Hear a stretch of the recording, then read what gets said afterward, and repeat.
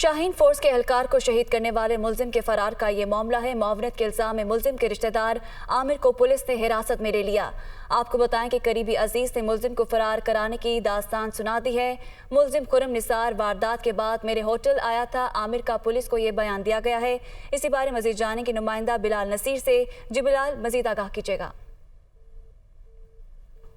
जी बिल्कुल, ये इस मुलजिम को हिरासत में लिया गया है। इसने इब्तदाई तौर पर ये इनका जो फरार मुलजिम है उसका साला बताया जाता है और ये भी स्वीडिश नेशनल है। तो पुलिस को शोबा था कि ये मुलजिम फरार हो जाएगा। इसने मावनत जो है वो फराम की है जिसने पुलिस एहलकार पर फायरिंग की थी।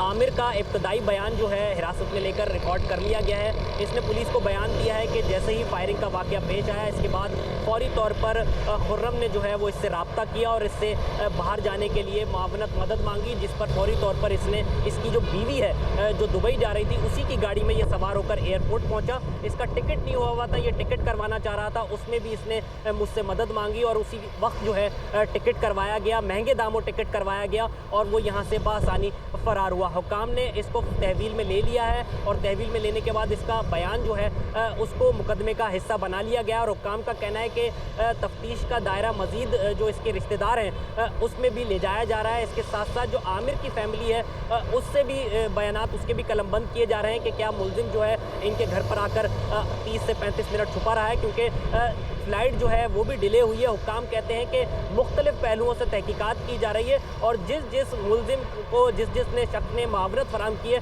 उसको इस मुकदमे में रखकर चालान जो है वो किया जाएगा। जी बहुत शुक्रिया बिलाल नसीर, हमें केस में होने वाली पेशरफ बारे अपडेट कर रहे थे।